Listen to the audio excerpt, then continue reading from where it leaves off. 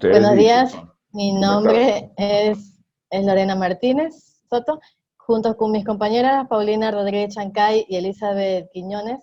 Estamos realizando una investigación sobre el uso de las redes sociales Twitter en las actuales campañas electorales desde la Escuela de Sociología y Ciencias Políticas de la Universidad de Guayaquil. En esta ocasión nos acompaña el licenciado en Sociología por la Universidad Central de Venezuela, Carlos Bastardo Han. Buenos días, licenciado. Buenos días, ¿cómo estás? Bueno, Cuéntame. mi primera pregunta. Ok. ¿Qué piensa usted acerca del uso de las redes sociales, Twitter, en las actuales campañas electorales? Bueno, es necesario, o sea, pretender que, o sea, una persona que hace política y que está haciendo campaña política no puede ignorar las redes sociales. ¿Ok? Yo creo que los candidatos tienen derecho a usarlas. El, el problema con las redes sociales yo creo que es otro, ¿no? Pero de que los candidatos están en la obligación de usarla porque porque es el medio de comunicación, digamos que más relevante de los últimos 10 12 años, ¿no? Las redes sociales existen ahí y son un fenómeno digno de estudiar además. Ahora, el caso de Twitter como tal, yo creo que tiene otras connotaciones, ¿no? No sé si las quieres revisar ahorita o más tarde, de acuerdo a cómo vaya evolucionando la conversación. Exacto. Bueno, continuamos entonces. ¿Cree usted que las opiniones de las redes sociales influyen en las decisiones de los votantes? Ahí hay otro, eso sí es un tema más, como más complicado de ver, ¿no? Eh, Porque si tú analizas el discurso político o el discurso del marketing electoral, tú te das cuenta que hay una estrategia en los consultores, te digo, de campañas como la norteamericana, que están apuntando a una polarización, a lograr votantes en micro nichos de mercado, porque gracias a las redes sociales tú puedes segmentar tu grupo objetivo tan bien como para que tú le puedas hacer llegar un mensaje a mí y un mensaje totalmente distinto a mi vecino, porque somos personas distintas, interactuamos distintos eh, con, con las redes sociales, tenemos un estilo de vida distinto. El problema es cuando se comienza a hacer eh, campaña desde la polarización. Eh, y eso tú lo unes a una especie de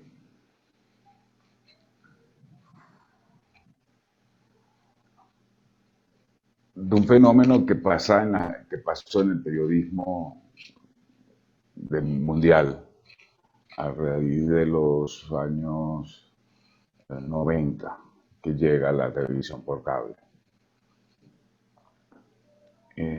Hasta antes de los 90, las televisoras eran empresas periodísticas, tenían la obligación y la necesidad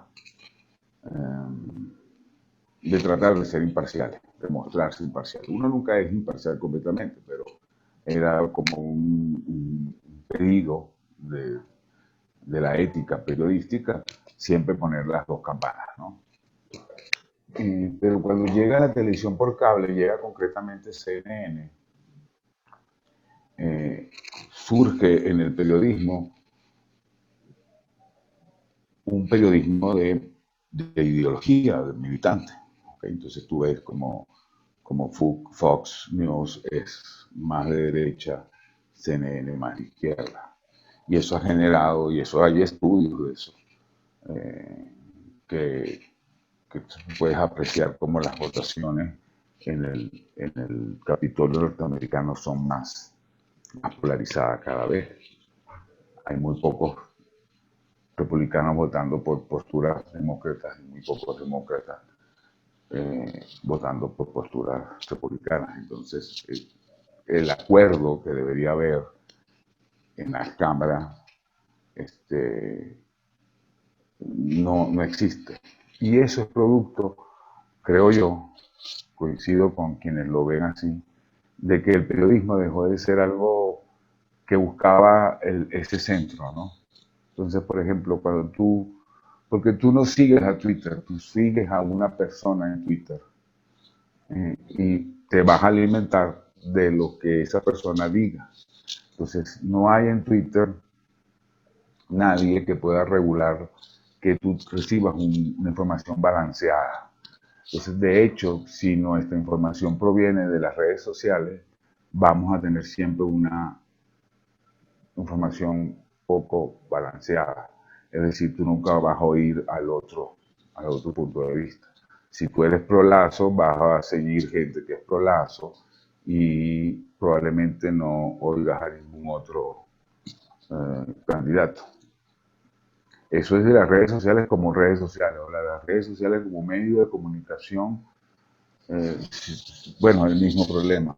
O sea, vamos a poder tener audiencias tan minúsculas, pero con mensajes tan efectivos sobre ellas, que a la larga la política yo sí creo que está en riesgo, porque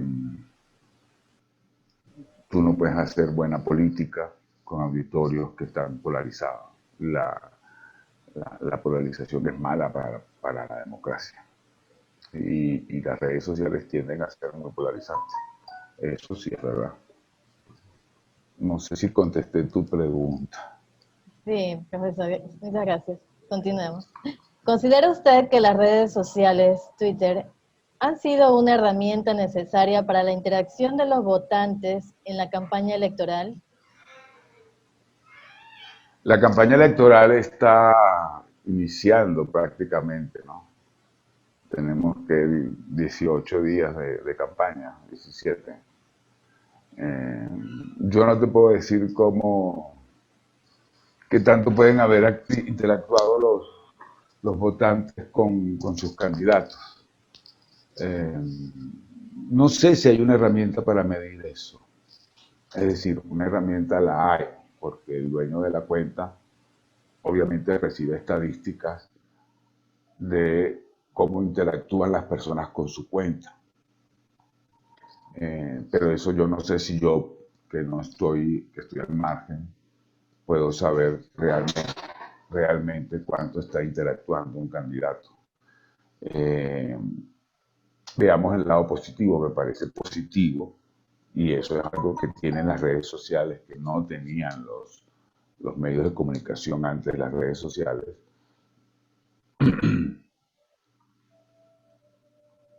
que es la posibilidad de interactuar.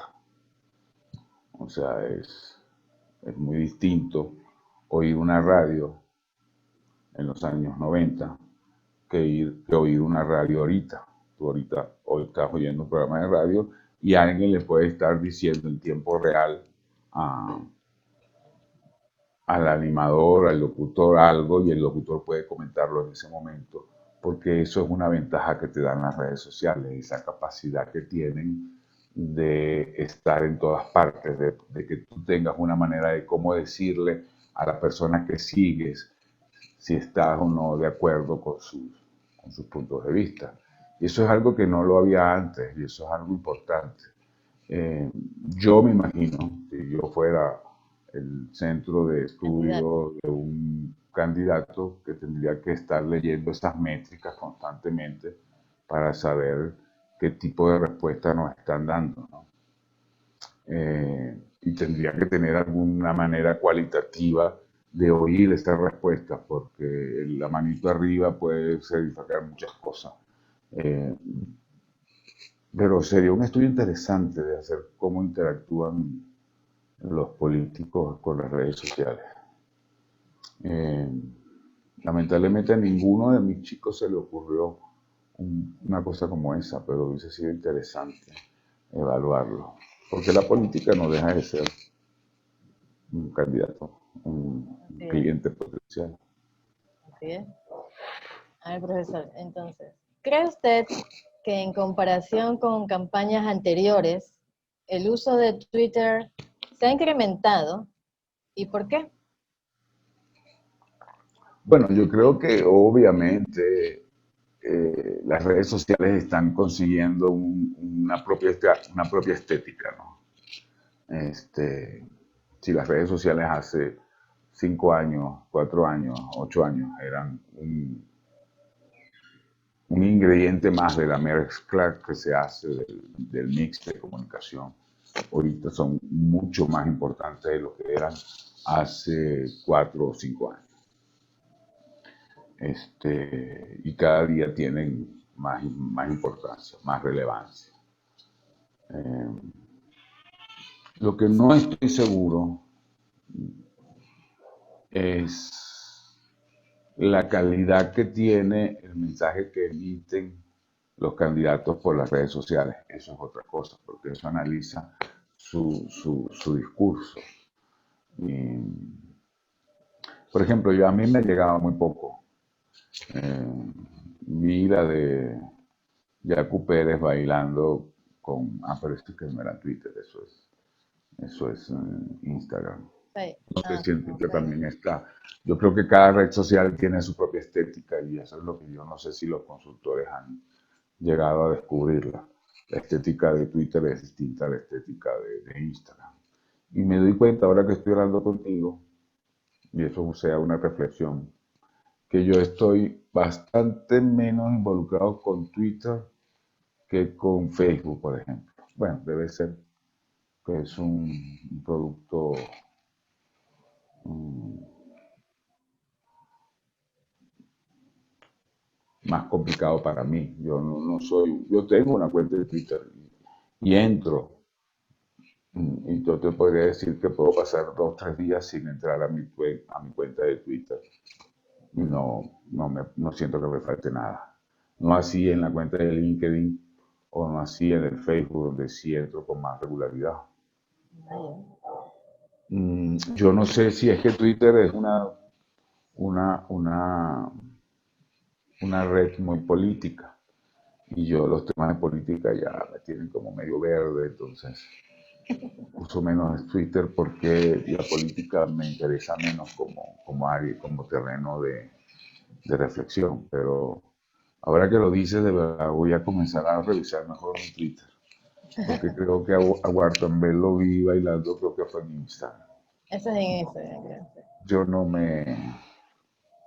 no le di 2 segundos de mi tiempo en Instagram y Bueno, en seguí. realidad salió en todas las redes sociales, en Twitter, Instagram, Así, yo lo vi en Facebook, en todo. Instagram. Sí.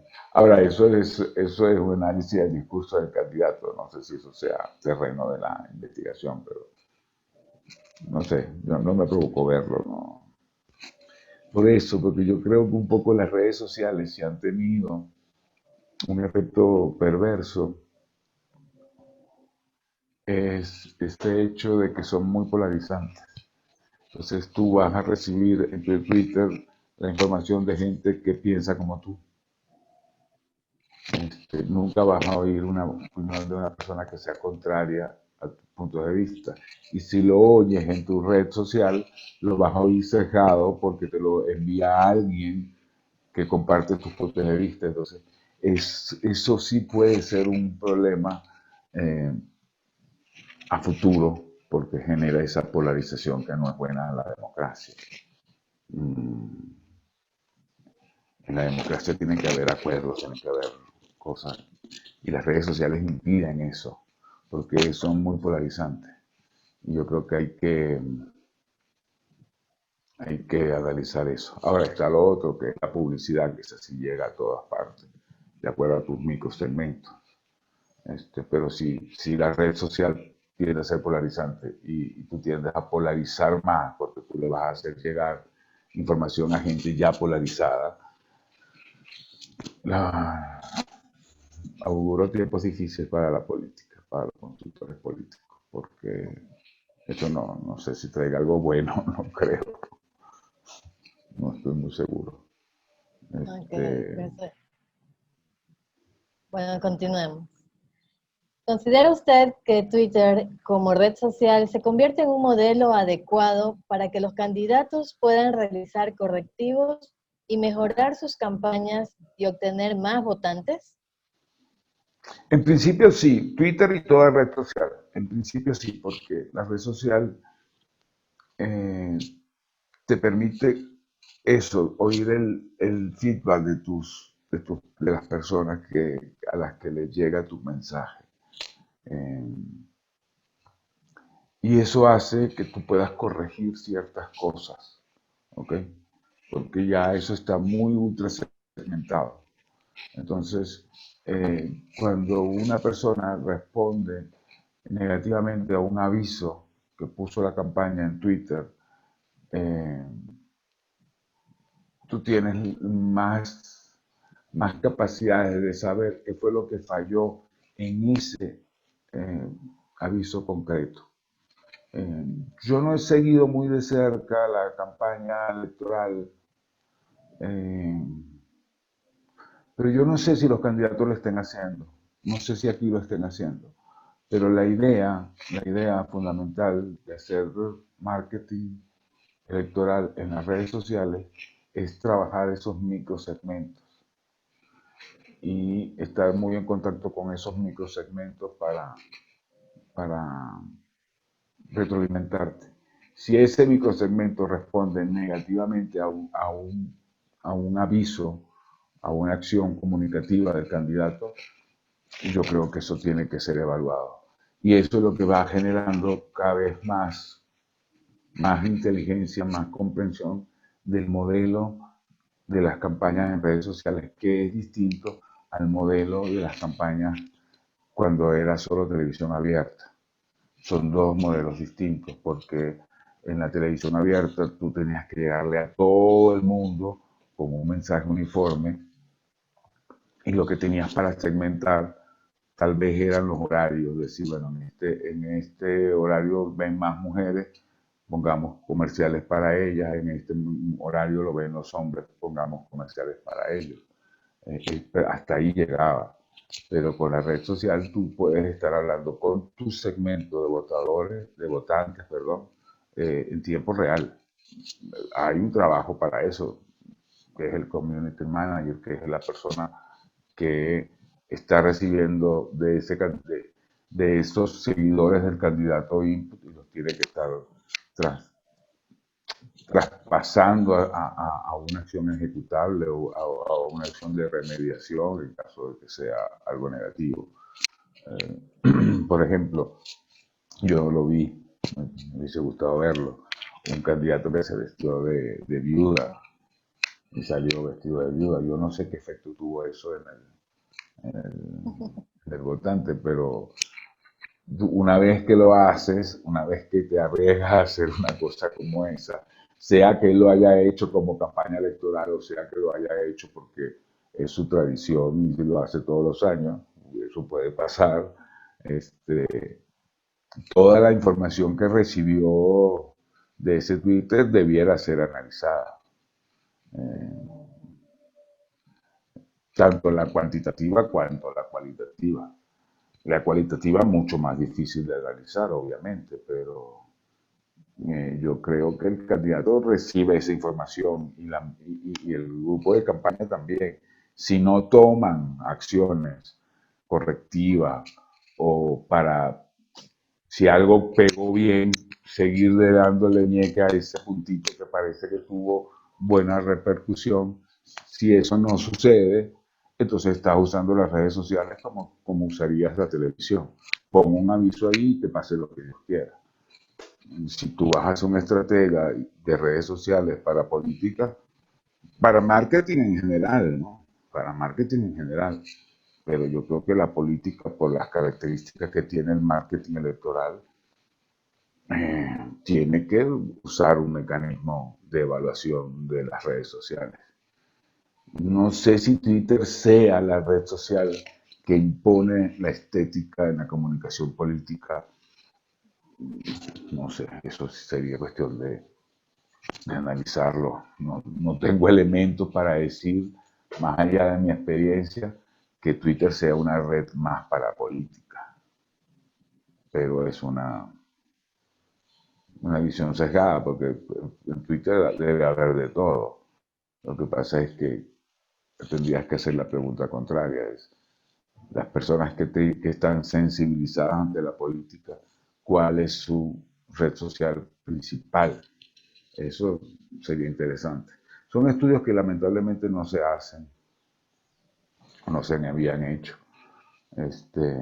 pero son estudios interesantes. Yo estoy haciendo unos estudios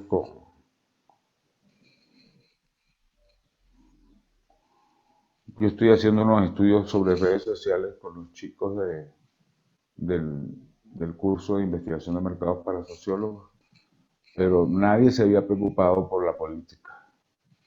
Interesante. Porque de verdad yo creo que hay bastante poco conocimiento en las redes sociales como, como medio de transmisión de las ideas políticas de los candidatos. O sea, no sé si haya habido algún estudio serio. No sé si Twitter puede ser vista como la red donde está la gente que habla de política. Pero si fuese así, lo que pones en Twitter tendría que ser muy cuidadosamente estudiado, porque sería una red que sería más formadora de opinión, aunque yo no creo que las redes sociales sean formadoras de opinión. En todo caso, desformadoras sí, deforman la información, desinforman en muchos casos. O sea, hay cosas, yo creo que la vida real, cuando tú dices dónde sacaste eso, si la gente dice lo saqué de Twitter, yo creo que uno lo pasa por 2 o 3 tamices. Ahora, si lo saqué del comercio, uno supone que es algo más imparcial, con lo parcial que puede ser un medio de comunicación. Pero nutrirte de Twitter y de redes sociales en general es peligroso porque nunca ves visiones distintas a la tuya. Y ese es mi gran miedo con las redes sociales y con la política en las redes sociales. Pero ¿cómo controlas eso? Difícil.